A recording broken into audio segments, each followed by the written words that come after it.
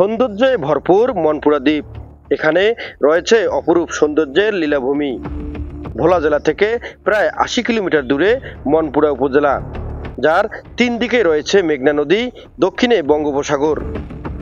২০০৯ সালে মুক্তিপ্রাপ্ত মনপুরা সিনেমা থেকে সবার প্রিয় হয়ে ওঠে মনপুরা দ্বীপ। সবুজ শ্যামল প্রকৃতিতে ভরে যায় মন। প্রতিদিন বিকেল বেলায় ঘুরতে আসে হাজার হাজার দর্শনার্থী। এই মনপুরা মেঘনা নদীর তীরবর্তী এলাকায় হওয়ায় বাইরের দর্শনার্থীদের পাশাপাশি স্থানীয় পর্যটকের আগমনে মুখর হয়ে ওঠে এই এলাকা।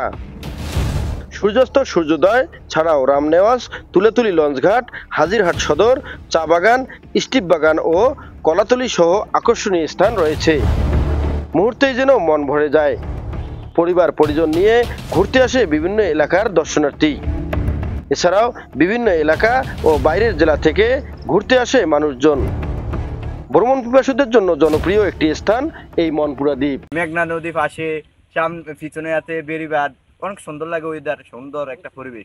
মুহূর্ত প্রতিদিন বিকাল বেলা আসি, সবাই বন্ধু বান্ধব সবাই বিকাল বেলা আসে।